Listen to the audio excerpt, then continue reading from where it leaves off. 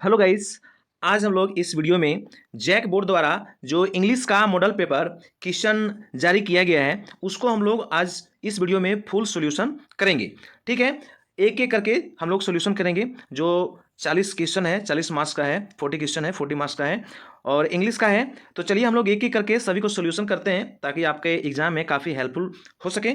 आपसे एक ही रिक्वेस्ट है, वीडियो को फुल वॉच कीजिएगा। ठीक है, और वीडियो पसंद आएगा तो चैनल को सब्सक्राइब जरूर कीजिएगा, वीडियो को लाइक कीजिएगा, कमेंट कीजिएगा और शेयर कीजिएगा। तो गाइज यहाँ पर जो है झारखंड बोर्ड के द्वारा जो 11th क्लास का, ठीक है, इंग्लिश का कोर है, इंग्लिश कोर का हम लोग सोल्यूशन करेंगे। तो चलिए वीडियो को शुरू करते हैं। तो गाइज यहाँ पर सबसे पहले जो है हम लोगों का पैसेज मिल जाता है। ठीक है, तो अगर मैं पैसेज को फुल एक्सप्लेन करूँ तो फिर यहाँ पर जो है वीडियो लॉन्ग हो जाएगा, इसलिए पैसेज को आप ध्यान से पढ़ लीजिएगा। हम डायरेक्ट आंसर में आते हैं। ठीक है, चलिए क्वेश्चन बोलता है, फर्स्ट क्वेश्चन है who defeated the tyrant king of Yamin. तो इसका जो करेक्ट आंसर हो जाएगा गाइज वो हो जाएगा आपका सी। क्या हो जाएगा? सी हो जाएगा। ठीक है, सेकेंड क्वेश्चन क्या है, हातिम ताई वाज द किंग ऑफ, मतलब कि हातिम ताई कहाँ के किंग थे। तो आप पैसेज पढ़िएगा तो आपको बिल्कुल समझ में आ जाएगा। तो इसका करेक्ट आंसर हो जाएगा बी। ठीक है, अब यहाँ पर है गाइज हम लोग थर्ड क्वेश्चन चलते हैं, थर्ड क्वेश्चन की ओर। तो थर्ड क्वेश्चन क्या बोलता है, थर्ड क्वेश्चन है व्हाट हैपेंड आफ्टर हातिम ताई वाज बॉर्न, मतलब कि हातिम ताई का जब जन्म हुआ तो क्या हुआ। ठीक है, तो इसका करेक्ट आंसर जो है वो आपका करेक्ट ऑप्शन हो जाएगा ऑप्शन बी। ठीक है, फिर है नेक्स्ट क्वेश्चन। नेक्स्ट क्वेश्चन है guys, who were called to study the birth chart of Hatim Tai. तो इसका हो जाएगा सी। ठीक है, इसका करेक्ट ऑप्शन सी होगा। ठीक है, और फिर यहाँ पे है 5 नंबर क्वेश्चन है, who took the charge of all the children born on the same day as Hatim Tai. तो इस डी। ठीक है गाइस, चलिए तो ये था आपका पैसेज का, वैसे आप पैसेज को पढ़ लेना ध्यान से। उसके बाद हम लोग आते हैं कि 6। अब क्वेश्चन नंबर 6 क्या बोलते हैं, तो क्वेश्चन नंबर 6 है abbreviations are freely used in a dash. अब यहाँ पर देखिए फ्रेंड, आप नोट मेकिंग एंड समरी पढ़े होंगे तो उसमें जरूर बताया जाए जब हम किसी भी पैसेज या पैराग्राफ का नोट्स बनाते हैं, ठीक है, तो उसमें होता क्या है कि हम लोग नोट्स बनाते टाइम एब्रिविएशन का यूज करते हैं। ठीक है, तो किस में यूज करते हैं, नोटिस राइटिंग में, लेटर राइटिंग में, नोट मेकिंग में, आर्टिकल राइटिंग में। तो जैसा कि अभी जस्ट हमने बताया नोट मेकिंग में, तो इसका करेक्ट ऑप्शन सी हो जाएगा। ठीक है, फिर है क्वेश्चन नंबर 7 है which of the following is not a part of summary writing. जब हम समरी लिखते हैं तो इनमें से जो नीचे दिया गया है उनमें से कौन पार्ट नहीं है समरी राइटिंग का। Using your on words, each words from the text, including main ideas only, summary being shorter than text. तो देखिएगा यहाँ पर देखिए, जब आप समरी लिखते हैं तो अपना वर्ड्स में ही लिखते हैं, तो ये तो है पार्ट।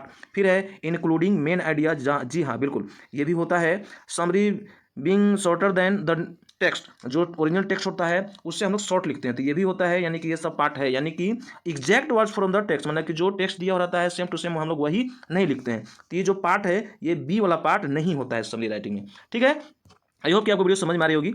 चलिए आगे हम लोग चलते हैं, क्वेश्चन नंबर 8 है। क्वेश्चन नंबर 8 क्या बोलता है, क्वेश्चन नंबर 8 बोलता है कि what is written at the beginning of an article. जब हम आर्टिकल लिखते हैं तो आर्टिकल लिखते टाइम शुरुआत किससे करते हैं, ठीक है ना, एड्रेस से, टाइटल से, सब्जेक्ट से, डेट से। तो देखिए डेट, सब्जेक्ट, एड्रेस ये सा कुछ मतलब कि आर्टिकल में नहीं आता है। ठीक है, तो यानी कि हम लोग जो शुरुआत करते हैं वो करते हैं हम लोग टाइटल से। ठीक है, किससे करते हैं, टाइटल से करते हैं, तो इसका करेक्ट ऑप्शन हो जाएगा बी। ठीक है, उसके बाद है 9th है articles are not means for newspaper, magazine, law books या जर्नल। तो देखिए न्यूज़पेपर के लिए भी होता है, मैगजीन के लिए भी होता है, लॉ बुक्स के लिए नहीं होता है, जर्नल के लिए भी होता है। तो इसका करेक्ट ऑप्शन हो जाएगा आपका सी। कौन हो जाएगा? सी, लॉ बुक्स का मिंट नहीं होता है। ठीक है गाइज, चलिए क्वेश्चन नंबर हम लोग 10 में चलते हैं।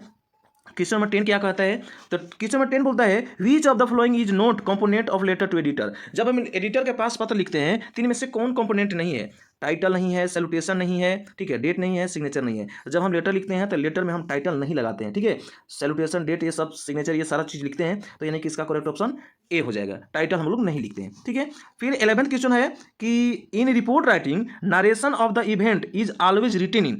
जब हम नरेशन, मतलब कि यहाँ कह रहा है कि जब हम रिपोर्ट लिखते हैं तो उसका जो सेंटेंस लिखते हैं, स्पीच लिखते हैं, जो नरेशन लिखते हैं वो मतलब टेंस में, सिंपल फ्यूचर में, इमीडिएट पास्ट या तो फिर प्रेजेंट कंटिन्यूअस टेंस। तो देखिए गाइस, कोई भी रिपोर्ट लिखते हैं तो हमेशा हम लोग पास्ट फॉर्म में ही लिखते हैं, इसलिए इसका करेक्ट ऑप्शन हो जाएगा immediate past form, option B हो जाएगा। ठीक है, चलिए क्वेश्चन नंबर नेक्स्ट चलते हैं। नेक्स्ट क्वेश्चन है 12 number, we should not include dash in report writing, मतलब कि जब हम रिपोर्ट लिखते हैं तो रिपोर्ट में इंक्लूड नहीं करते हैं, शामिल नहीं करते हैं। क्या शामिल नहीं करते हैं? तो personal comments, data collected, information by witness, none of above. तो देखिए इन्फॉर्मेशन बाय विटनेस ऐड किया जाता है, कहीं भी कोई घटना हुआ तो जो विटनेस उससे पूछ के तो वो ऐड किया जाता है, डाटा कलेक्ट भी होता है, यानी कि इसमें हम लोग पर्सनल कमेंट नहीं करते हैं। ठीक है, करेक्ट ऑप्शन हो जाएगा ए। ठीक है, चलिए क्वेश्चन नंबर हम लोग 13 में चलते हैं। क्वेश्चन नंबर 13 क्या बोलता है? क्वेश्चन नंबर 13 है many teachers complain about their students dash days. अब देखिए यहाँ पर जो है डिटर्मिनेंट सवाल आया है, दिस दैट दिस दोज वाला है। तो यहाँ पर देखिए आपको ज़्यादा कुछ कंफ्यूज होने के बाद यहाँ डेज है। ठीक है, अब डेज है तो इसके पहले आपको दिस और दैट तो होगा नहीं, और दीज भी यहाँ पर, और यहाँ पर दोज भी नहीं होगा, बिकॉज यहाँ पर देखिए दोज भी इंडिकेट किया गया है, और दीज या दोज ही आ सकता है, बिकॉज यहाँ पर जो आपका डेज है वो प्लूरल है, इसलिए यहाँ पर दीज होगा, दोज नहीं होगा, बिकॉज ये पास्ट के लिए होता है। ठीक है, तो इसका करेक्ट ऑप्शन हो जाएगा ऑप्शन बी, यानी कि दीज हो जाएगा। ठीक है, चलिए नेक्स्ट क्वेश्चन चलते हैं। नेक्स्ट क्वेश्चन है कि यानी कि 14, Ravi is not at home he dash out playing. ठीक है ना, मैंने रवि घर पे नहीं है, वो बाहर खेल रहा है। तो यहाँ पर हो जाएगा, इसका करेक्ट ऑप्शन हो जाएगा, बिकॉज देखिए रवि इज नॉट, यहाँ ध्यान से दीजिएगा, Ravi is not at home मतलब घर पे नहीं है, मतलब प्रेजेंट की बात की जा रही है, तो आगे वाला भी जो बात होगा वो भी प्रेजेंट में ही होना चाहिए, जो कि ही है तो ही के साथ आर लगता नहीं है, एम भी नहीं लगता है, वाज तो होगा नहीं क्योंकि पास्ट में चला जाएगा, इसलिए करेक्ट ऑप्शन ए हो जाएगा, इज होगा यहाँ पे, यानी कि Ravi is not at home he is out playing. ठीक है, बाहर खेल रहा है। फिर है गाइज 14 क्वेश्चन है, सॉरी 15 क्वेश्चन हम लोग देखते हैं। 15 क्वेश्चन क्या बोलता है? If I were you I dash not do it, मतलब बोल रहा है कि अगर मैं तुम्हारे जगह होता तो मैं ऐसा या इसे नहीं करता। देखिए इसमें है कंडीशनल सेंटेंस, अब कंडीशनल सेंटेंस में हमेशा वुड आता है, तो इसमें हो जाएगा क्वेश्चन, इसमें हो जाएगा ऑप्शन सी, वुड लगेगा, इसमें क्या लगेगा? वुड लगेगा। ठीक है, चलिए अब हम लोग क्वेश्चन नंबर 16 देखेंगे। 16, अब 16 में क्या बोलता है? Choose the grammatical correct sentence for the given jumbles words. अब देखिए नीचे जो है जंबल वर्ड्स दिया हुआ है, इसको आपको अरेंजमेंट करना होगा। ठीक है, जंबल वर्ड्स या इसको एक और चैप्टर से नाम जानते हैं, रीऑर्डरिंग ऑफ सेंटेंस, ठीक है, या arrangement rearrangement of sentence, 30 chapter से आया है। तो ये अगर पता होगा आपको तो मतलब क्या, यहाँ पर देखिए क्या है, क्वेश्चन है is expected to do every man his duty. अब ये डिसऑर्डर है, इसको अरेंज करना है, तो जब आप अरेंज कीजिएगा इसका जो अच्छा सेंस निकलेगा वो होगा every man is expected to do his duty, यानी करेक्ट इसका हो जाएगा ऑप्शन नंबर बी हो जाएगा। ठीक है गाइस, क्वेश्चन नंबर 17 है which one of the following sentence is in the passive voice. अब नीचे 4 सेंटेंस है, 4 सेंटेंस में से पैसिव वॉइस में कौन सा है? तो पैसिव वॉइस पहचानने का भी नियम जानते होंगे। यहाँ पर पैसिव का जो पहचान है, आइडेंटिफिकेशन है, वो वर्ब का थर्ड फॉर्म रहता है, उसके बाद आई प्लस सब्जेक्ट रहता है। यहाँ देखिए ऑप्शन ए क्या कहता है कि vendors are selling good times. अब देखिए यहाँ पर तो मेन पर ध्यान दीजिए, ये V4 फॉर्म में है, ठीक है, जो कि ये नहीं होगा, पैसे में भीतरी होता है। फिर बी है निधि विजिटेड द न्यू लाइब्रेरी। अब देखिए निधि यहाँ देखिए पास्ट का इंडिकेट कर रहा है, ये भी पैसिव में नहीं है, ठीक है।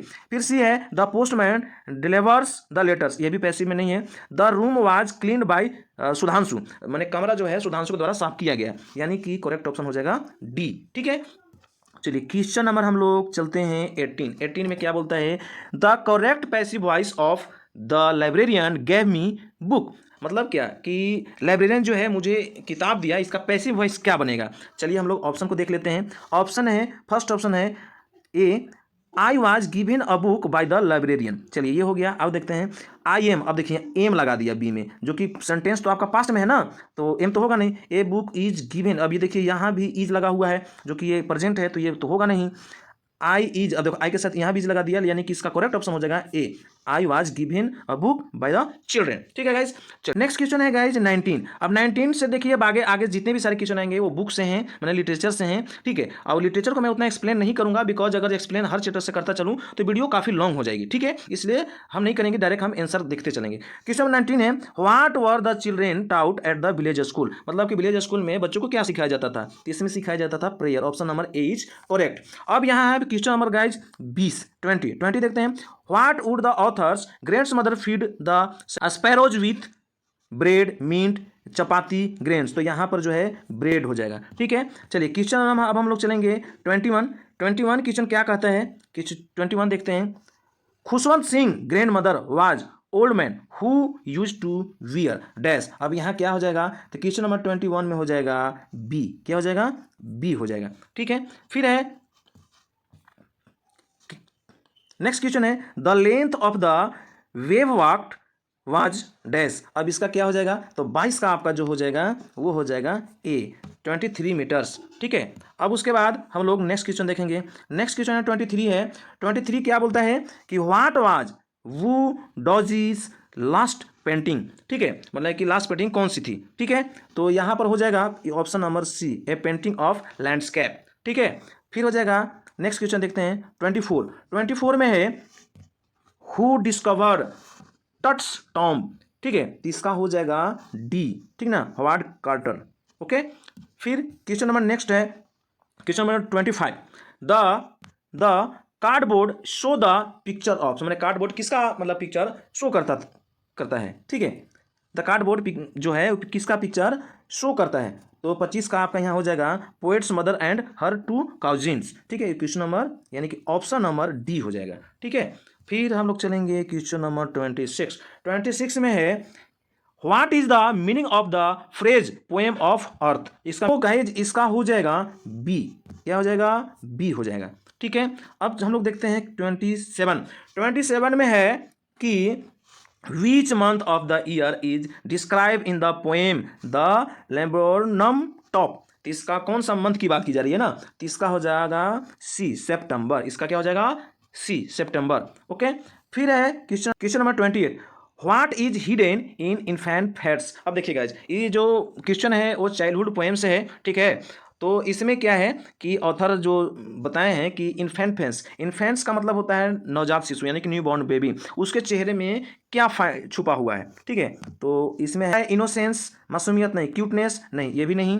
ठीक है, ये भी नहीं होता है, ब्यूटी सुंदरता बिल्कुल नहीं, लॉस्ट चाइल्डहुड, जी हाँ, इसका डी हो जाएगा। ओके, अब हम लोग देखेंगे question number 29 according to the poem father to son who have lived the same house for years. अब इसका क्या हो जाएगा भाई, तो इसका 29 का जो हो जाएगा वो आपका हो जाएगा B, father and son. Okay, फिर है क्वेश्चन नंबर 30 है संसुई लिटरेरी मीन्स। अब इसका मतलब क्या होता है भाई, तो इसका मतलब जो है वो है माउंटेन वाटर, ऑप्शन ए हो जाएगा। ओके, अब चलते हैं हम लोग क्वेश्चन नंबर 31 देखेंगे। 31 क्या है भाई, तो टैपलो इज अ बॉय ऑफ। अब देखिए आप ये चैप्टर पढ़े होंगे द ब्राउजिंग वर्जन से है, इसमें क्या बोला है टैपलो इज अ बॉय ऑफ। अब टैपलो बॉय था, कैसा था भाई, कैसा है, 12 साल का था, 14 साल का था, 16 साल का था, 18 साल का था, तो टैपलो जो था वो 16 साल का था। ठीक है, question number C is correct.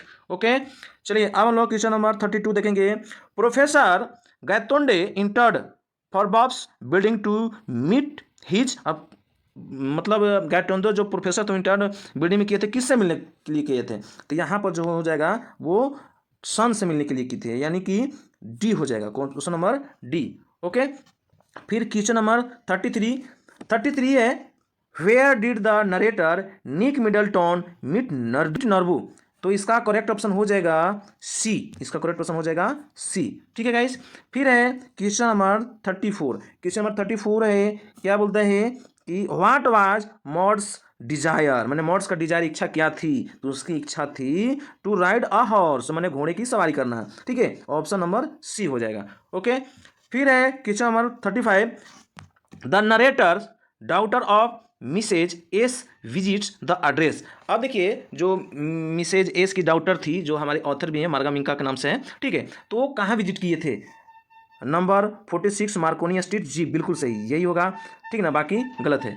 Okay, फिर है 36 क्वेश्चन नंबर है 36 है वेयर डिड रंगा गो टू स्टडी। रंगा जो है स्टडी के लिए कहाँ गया था, तो वो जो गया था वो बेंगलोर गया था, यानी कि ऑप्शन नंबर सी हो जाएगा इसका। ठीक है, फिर है question number 37 who was Einstein's history teacher. Einstein का हिस्ट्री टीचर कौन थे, तो यहाँ हो जाएगा ऑप्शन नंबर 37 का सी। ठीक है, मिस्टर ब्राउन थे।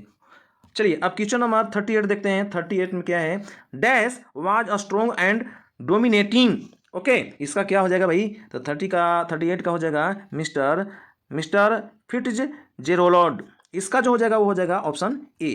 ओके, फिर हम लोग देखते हैं क्वेश्चन नंबर 39 में है शाहिद सफर्ड और विच डिजीज, मैंने जो शाहिद था वो किस बीमारी से पीड़ित था भाई, तो वो जो पीड़ित था वो कैंसर से था। ठीक है, option number D is correct. फिर है आपका लास्ट है 40 question, who was Andrew Manson, तो ये कौन थे भाई, तो ये जो थे वो एक डॉक्टर थे। ठीक है ना, option number B is correct. तो गाइज इस तरह से ये हम सेट 1 मॉडल पेपर का इंग्लिश का हम लोग पूरी तरह से कंप्लीट कर चुके हैं। अगर ये वीडियो पसंद आया हो तो प्लीज़ इस वीडियो को लाइक करें, कमेंट करें, और अगर आपने अभी हमारे चैनल को सब्सक्राइब कर लें। मिलते हैं नेक्स्ट वीडियो में, तब तक के लिए थैंक्स।